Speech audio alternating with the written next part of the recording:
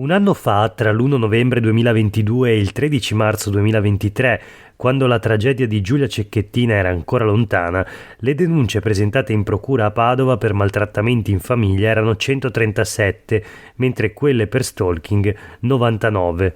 Un anno dopo, il dato è fermo a ieri mattina, i fascicoli di inchieste aperti per maltrattamenti contro uomini violenti di cui si sanno nomi e cognomi sono 186, mentre gli stalking sono saliti a 106. È questo in sostanza la cartina tornasole dell'effetto Giulia.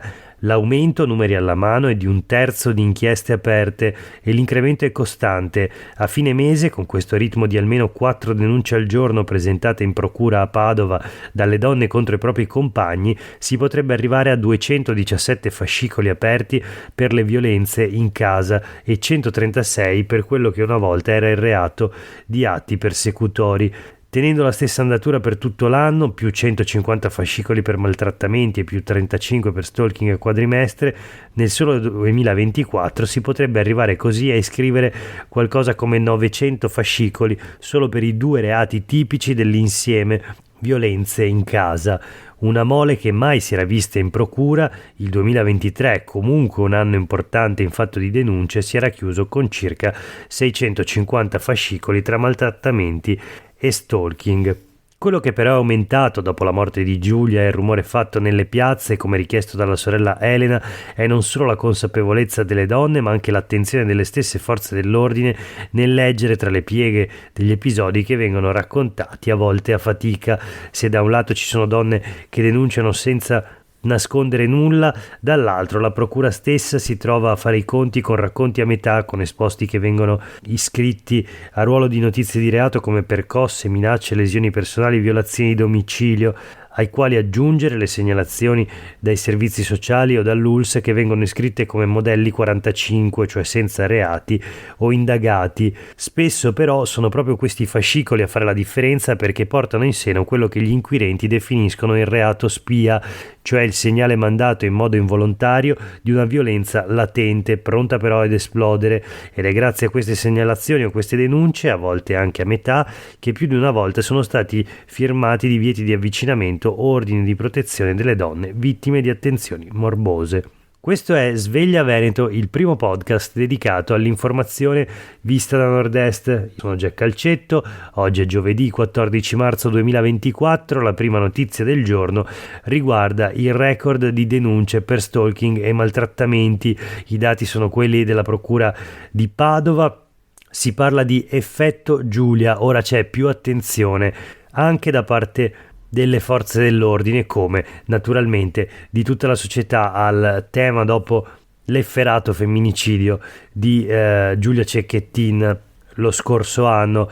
A Padova le inchieste sono cresciute di 1/3 rispetto appunto allo scorso anno. La notizia è sulle pagine del Gazzettino di oggi in un articolo di Nicola Munaro, ma voltiamo pagina e proseguiamo con la rassegna stampa di oggi. Sulle pagine regionali del Giornale di Vicenza troviamo una notizia che riguarda il capoluogo della regione, Venezia. Codice per turisti, stare a destra nelle calli. Confcommercio approva un pacchetto di indicazioni per operatori e visitatori. Allora vediamo meglio di che si tratta. Non passare da un lato all'altro dei vaporetti e soprattutto non tuffarsi nei canali o lasciare scritte sui muri e sui monumenti. Una svolta a favore della gestione dei flussi turistici a Venezia. La presenta così il Giornale di Vicenza: l'approvazione per la prima volta in Italia di un codice deontologico degli operatori di incoming che lavorano in città e aderiscono alla Federazione Turismo Organizzato di Confcommercio. Gli operatori e le associazioni del settore si impegnano a promuovere il turismo con un'offerta di servizi che apporti valore alla città in modo sostenibile, proponendo visite programmate e prenotate, favorendo una distribuzione temporale e di esperienze dei flussi turistici che riducano l'impatto dell'overtourism.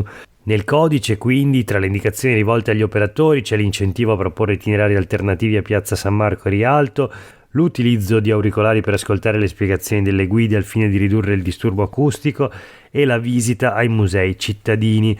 Ai turisti sarà comunicata l'importanza, tra l'altro, di tenere la destra nelle calli per evitare di intralciare il passaggio, di non spostarsi da un lato all'altro dei vaporetti affollati per scattare foto e di cedere il posto agli anziani, alle persone con disabilità e alle mamme sui vaporetti affollati, appunto di non occupare posti a sedere con i piedi o oggetti.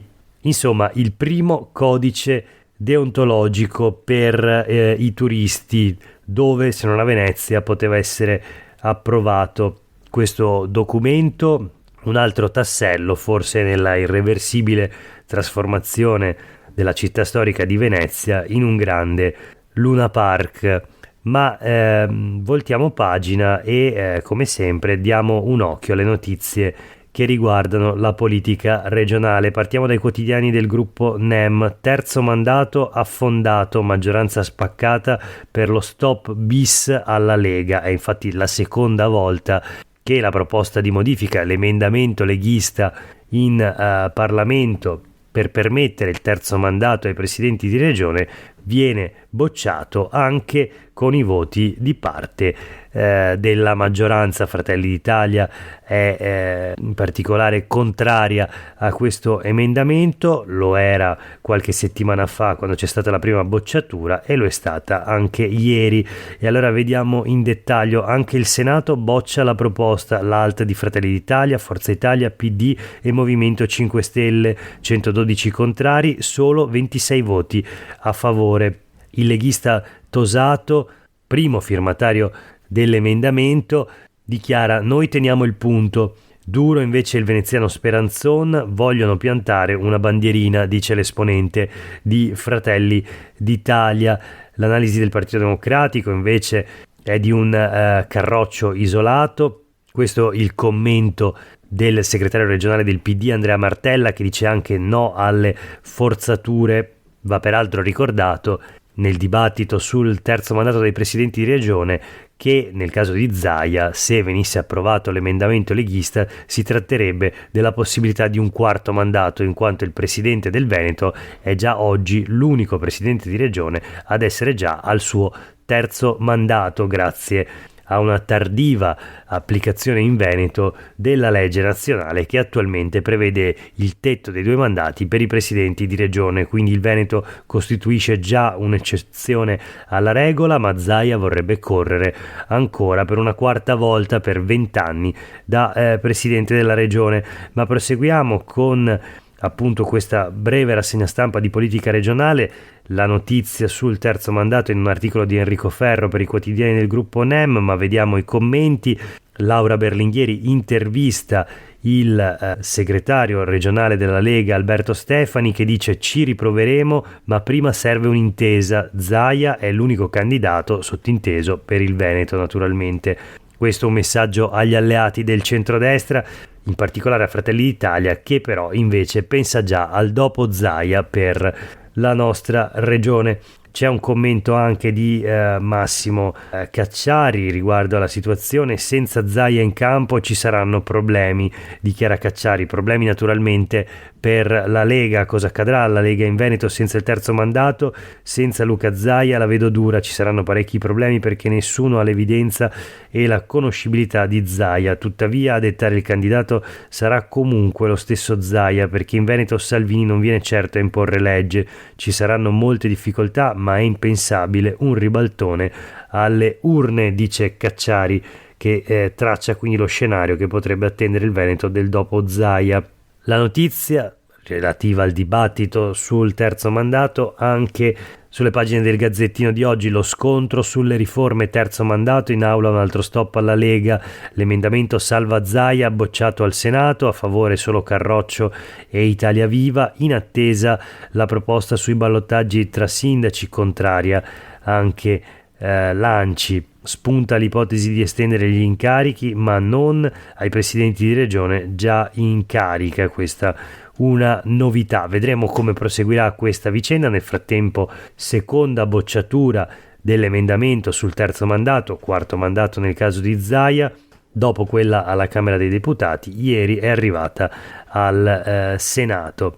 Chiudiamo allora la rassegna stampa di oggi con due notizie flash. La prima dal Gazzettino: Padova, allerta peste suina, carne positiva al virus trovata nel market cinese. Blitz dei carabinieri del NAS, dall'esame di alimenti fuori legge, timori confermati.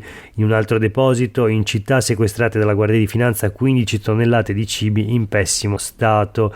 Controlli incrociati nei mercati con prodotti dall'Estremo Oriente, insetti e tracce di roditori nel capannone controllato dai finanzieri. La preoccupazione in particolare è appunto per quanto riguarda la peste suina.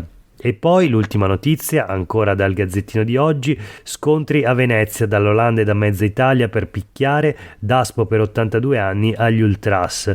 Mano pesante su 9 sostenitori pugliesi, per tra di loro stadi vietati per 8 anni, ma i provvedimenti colpiscono anche 8 locali, quindi 8 tifosi del Venezia avrebbero cercato la rissa. La frangia più calda arancione-verde per l'occasione ha avuto l'appoggio di svariate tifoserie amiche. L'articolo è di Giulia Zennaro per il Gazzettino di oggi e noi ci fermiamo qui. Per oggi è davvero tutto, grazie per aver ascoltato la puntata di Sveglia Veneto. A tutti voi una buona giornata.